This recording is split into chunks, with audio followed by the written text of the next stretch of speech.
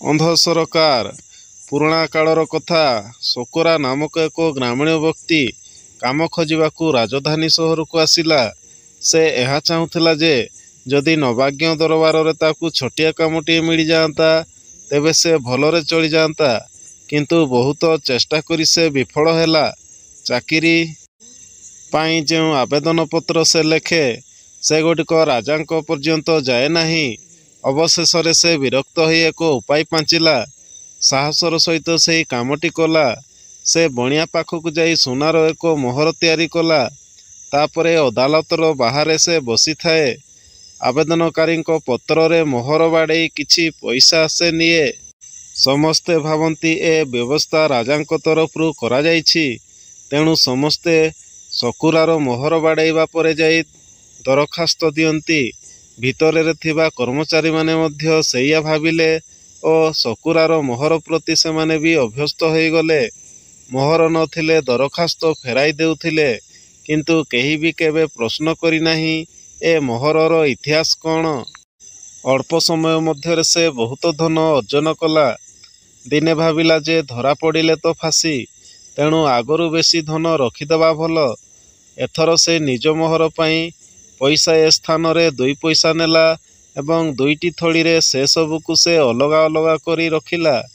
ଏହିପରି ଭାବେ 10 ବର୍ଷ ବିତିଗଲା। ଦିନେ କୌଣସି କାରଣରୁ ଶକୁରା ଅଦାଲତକୁ ଯାଇପାରିନାହିଁ। ସେଦିନ ଦରଖାସ୍ତମାନଙ୍କ ଉପରେ ଶକୁରାର ମୋହର ନଥାଏ। କଚେରୀର ଗୁମାସ୍ତାମାନେ କହିଲେ, ଶକୁରା ମୋହର ଯେଉଁଥିରେ ନାହିଁ ସେହି ଦରଖାସ୍ତକୁ ଆମେ ଆଦୌ ଗ୍ରହଣ କରିବୁ ନାହିଁ। କଥା ଯାଇ ବଡ଼ କର୍ମଚାରୀଙ୍କ ପାଖରେ ପହଞ୍ଚିଲା। ସମସ୍ତେ ପଚରାପଚରି ହେଲେ ଏ ମୋହର କିଏ ମାରୁଛି? ପୁରୁଣା ଦରଖାସ୍ତ ସବୁ ଦେଖାଗଲା। ସେଥିରେ ମୋହର ଲଗା ହୋଇଛି ଅନ୍ଧ ସରକାର, ପିତ୍ତଳ କବାଟ, ଶକୁରାର ମୋହର। ଏହା ତ ସରକାରୀ ମୋହର ନୁହେଁ। କଥା ଯାଇ ନବାବଙ୍କ କାନରେ ପଡ଼ିଲା। ଏକଥା ଶୁଣି ସେ ନବାବ ଭାରି ଆଶ୍ଚର୍ଯ୍ୟ ହେଲେ ଯେ ଏତେ ବର୍ଷ ଧରି ଜଣେ ଏମିତି ମୋହର ମାରି ଆସୁଛି ଅଥଚ ଏ ବିଷୟ ପ୍ରତି କେହି କେବେ ବି ଦୃଷ୍ଟି ଦେଇନାହାନ୍ତି। ଏଡ଼େ ବଡ଼ ଶାସନ କାମ, ଏତେ ଗୁଡ଼ାଏ କର୍ମଚାରୀ ଅଥଚ ଜଣେ ସାଧାରଣ ଗ୍ରାମୀଣ ମଣିଷ ସମସ୍ତଙ୍କ ଅଗୋଚରରେ ଏତେ କଥା କରିଗଲା। ଏମିତି ଆଉ କେତେ କଥା ହୋଇଯାଉନଥିବ।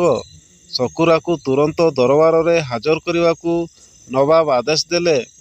ନବାବଙ୍କ ଆଜ୍ଞାରେ ଶକୁରାକୁ ଗିରଫ କରି ଦରବାରକୁ ଅଣାଗଲା। ଦିନେ ନା ଦିନେ ଏସବୁ ଘଟିବ ବୋଲି ଶକୁରା ତ ଏକଥା ଜାଣିଥିଲା। ତେଣୁ ନବାବଙ୍କ ପାଖକୁ ଯିବାବେଳକୁ ତା ରୋଜଗାରର ଅଧା ଥିବା ମଣିଟିକୁ ଧରି ସେ ଗଲା। ତାକୁ ଦେଖିବା ମାତ୍ରେ ନବାବ ପଚାରିଲେ, ତମେ କିଏ? ତମକୁ ଏ ମୋହର ମାରିବାର ଅଧିକାର କିଏ ଆଉ କେବେ ଦେଲା? ଶକୁରା କୌଣସି କଥା ନ ଲୁଚାଇ ସବୁ କିଛି ସରଳ ଭାବରେ କହିଗଲା। ଶେଷରେ ସେ କହିଲା, ହଜୁର, ଆପଣଙ୍କ ହିସାବରେ 30,000 ଟଙ୍କା ଜମା ରହିଛି। ଏଇ ନିଅନ୍ତୁ। ଏତିକି କହି ସେ ତା ଥଳିଟିକୁ ନବାବଙ୍କୁ ଧରାଇ ଦେଲା। ନବାବ ନ ରାଗି ବରଂ ତାହାର ବୁଦ୍ଧି ଦେଖି ଖୁବ୍ ଖୁସି ହେଲେ। ସେହି କାମକୁ ତାର ଚାକିରି ଭାବରେ ସ୍ଥାୟୀ କରିଦେଲେ। ମୋହରରୁ କେବଳ ଅନ୍ଧ ଶବ୍ଦଟି କାଟିଦେଲେ। ସେହି ଦିନଠାରୁ ଶକୁରାର ମୋହର ବର୍ଷ ବର୍ଷ ଧରି ଚଳି ଆସୁଛି।